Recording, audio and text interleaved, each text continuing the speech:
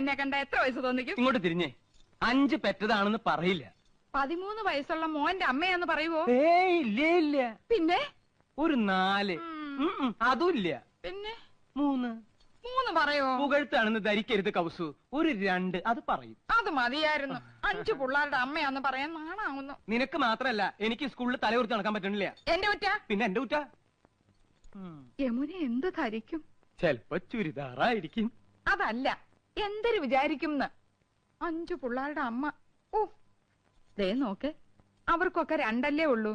നമുക്കും അത് മതി. എന്ന് വെച്ച് 3 കുട്ടികളെ കളയാൻ പറ്റുമോ കൗസു? കളയണ്ട. യമുന വരുമ്പോ നമുക്ക് 2 പിള്ളേരെ ഉള്ളെന്ന് പറഞ്ഞാ മതി.